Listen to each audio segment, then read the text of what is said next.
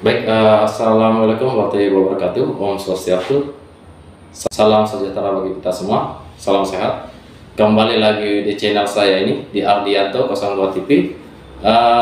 Seperti biasa saya akan berbagi informasi tentang selanjutnya adalah One Prestasi ya. Nah, langkah-langkah One Prestasi ini biasa dilakukan setelah One Prestasi adalah somasi ya. Saya sudah jelaskan pada konten sebelumnya ya. Nah, sekarang saya jelaskan adalah pengertian dari One Prestasi, akibat dan cara penyelesaiannya. Nah, langsung saja. Sebelum kita lanjut, kita harus ketahui apa itu pengertian dari One Prestasi. Sebelumnya saya telah jelaskan pengertian dari One Prestasi, yang dimana seperti yang kita ketahui bahwa One Prestasi adalah atau lebih singkatnya bisa dikatakan dengan ingkar janji ya, atau lalai dengan kewajibannya. Nah, lebih jelasnya kita lihat langsung sini. Dalam hukum, One Prestasi berarti kegagalan dalam memenuhi prestasi yang sudah ditetapkan. Prestasi merupakan satu hal yang dapat dituntut. Dalam sebuah perjanjian, umumnya ada satu pihak yang dituntut prestasi kepada pihak lain. Nah, jadi One Prestasi terjadi karena ada prestasi yang dituntut ya, atau bisa dikatakan seseorang pihak yang telah lalai akan kewajibannya, atau One Prestasi ini adalah suatu kegagalan seseorang dalam memenuhi prestasinya, seperti itu. Nah, kita langsung saja lanjut. Contohnya kreditur menuntut prestasi kepada debiturnya. Berdasarkan pasal 1234 KUH Perdata, prestasi yang dituntutnya umumnya merupakan tiga hal, yakni memberikan sesuatu, berbuat sesuatu, dan untuk tidak berbuat sesuatu. Nah, sudah jelas ya. Nah, kita langsung lanjut. One Prestasi sebagaimana diterangkan pasal 1238 KUH Perdata adalah kondisi di mana debitur dinyatakan lalai dengan surat perintah atau dengan akta sejenis itu, atau berdasarkan kekuatan dari perikatan sendiri, yaitu bila perikatan ini mengakibatkan debitur harus dianggap lalai dengan lewatnya waktu yang ditentukan. Nah, sini sudah jelas dinyatakan bahwa di dalam pasal 238 bahwa pihak debitur telah lalai akan kewajibannya, maka terjadilah One Prestasi, dikatakanlah di One Prestasi. Selanjutnya terkait unsur One Prestasi, menerangkan 4 unsur dalam One Prestasi, antara lain: yang pertama, tidak melakukan apa yang disanggupi atau tidak melakukan apa yang dijanjikan. Nah, terus yang kedua, melakukan apa yang dijanjikan tetapi tidak sebagaimana yang dijanjikan. Terus yang ketiga, melakukan apa yang dijanjikan tetapi terlambat. Nah, terus yang keempat, melakukan sesuatu yang menurut perjanjian tidak boleh dilakukan. Nah, jadi keempat ini sudah jelas ya, saya jelaskan. Nah, terus kita lanjut langsung langkah-langkah ini, apa akibat dari One Prestasi tersebut. Nah, lihat dalam slide ini ya. Bila melakukan One Prestasi, pihak yang lalai harus memberikan penggantian berupa biaya atau kerugian dan bunga. Akibat dari sanksi One Prestasi ini dimuat dalam pasal 1239 KUH Perdata, yang menerangkan bahwa tiap perikatan untuk berbuat sesuatu atau untuk tidak berbuat sesuatu wajib diselesaikan dengan memberikan penggantian biaya, kerugian dan bunga bila debiturnya tidak memenuhi kewajibannya. Nah, dalam pasal 1239 KUH Perdata ini menerangkan bahwa pihak yang lalai ini harus mengganti biaya atau memberikan bunga atau mengganti kerugian ya kepada pihak yang dirugikan tersebut. Itulah akibat dari One Prestasi. Nah, ini lebih jelasnya ya. Penggantian biaya merupakan ganti dari ongkos atau uang yang telah dikeluarkan oleh salah satu pihak. Kemudian yang dimaksud dengan penggantian rugi adalah penggantian akan kerugian yang telah ditimbulkan dari kelalaian pihak One Prestasi.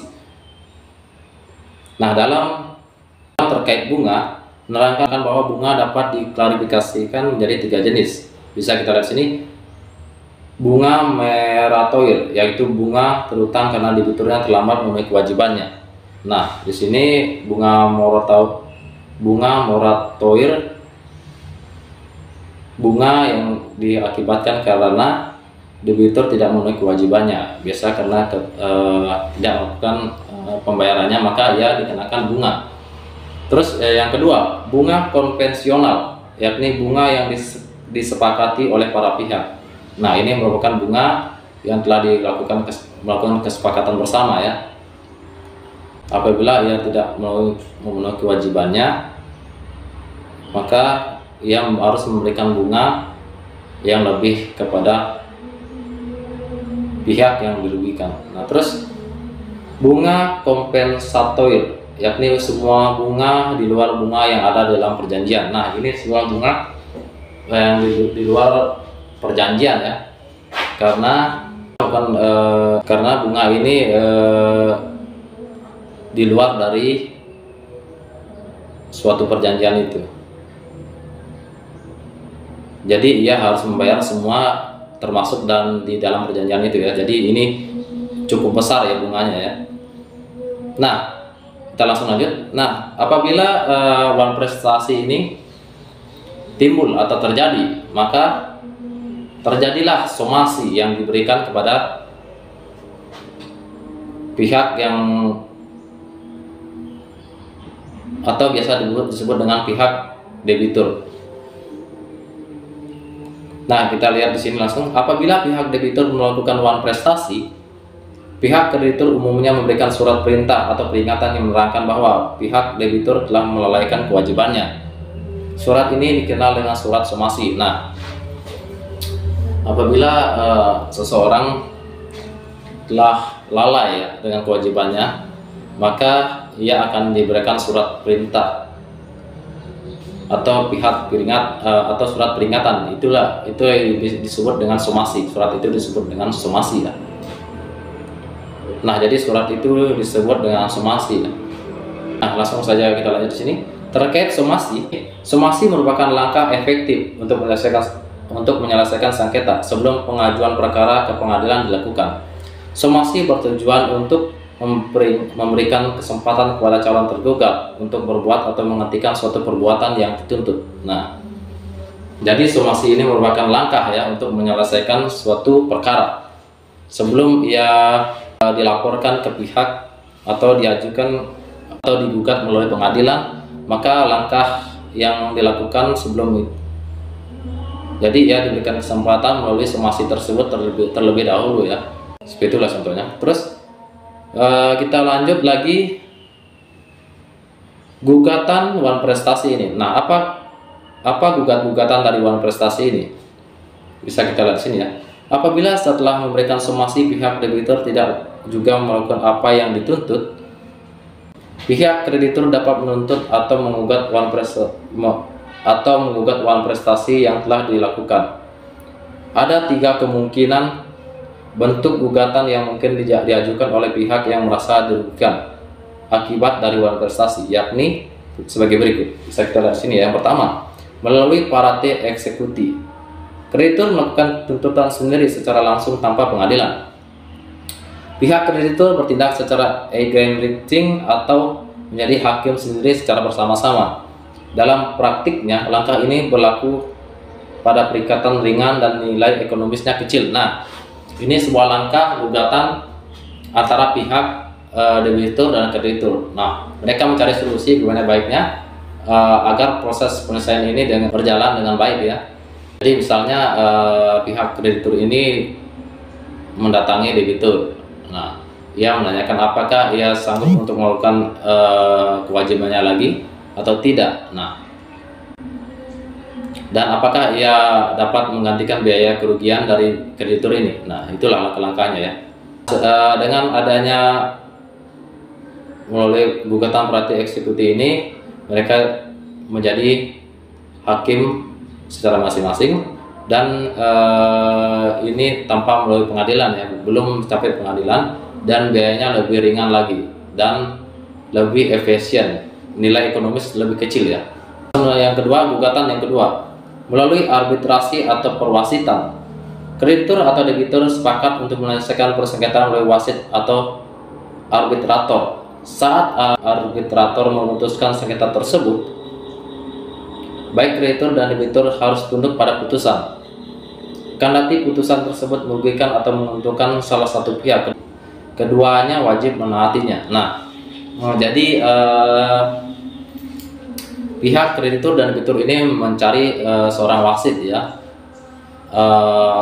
seorang wasit. Apabila apapun keputusan dari wasit tersebut, pihak debitur dan kreditur harus menerimanya, baik pihak yang dirugikan atau pihak yang merasa diuntungkan ya.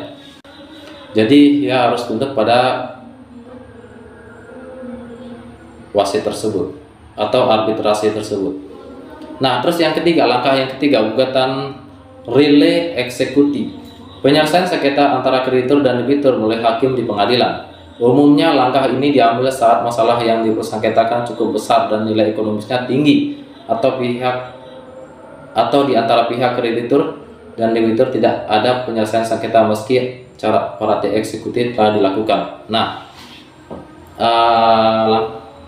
ini merupakan langkah yang terakhir ya. Sebelum parate eksekutif tidak ada proses penyelesaian, maka relay eksekutif lah yang dapat jalan terakhir yang dilakukan ya. Nah, ini nilai ekonomisnya lebih besar ya, karena masuk dalam proses peradilan atau dalam lingkup persidangan. Di situ tentunya ada hakim dan mereka mencari suatu pendamping, yaitu advokat atau pengacara. Jadi nilai ekonomisnya lebih besar ya. Nah, itulah langkah-langkah dari One Prestasi tersebut. Nah, mungkin teman-teman masih bingung dengan penjelasan saya tadi, mungkin bisa ditanyakan di kolom komentar ya. Saya akan jawab. Terus apabila teman-teman ingin menanyakan seputar masalah hukum, bisa ditanyakan di kolom komentar. Mungkin itu akan menjadi konten berikutnya ya, yang lebih menarik lagi. Terus apabila teman-teman menyukai video saya ini, bisa like, share, dan juga bagikan. Nah, mungkin itu cukup sekian dari saya. Kurang lebihnya mohon maafkan ya. Mungkin itu cukup sekian dari saya. Sekian dan terima kasih. Salam sehat.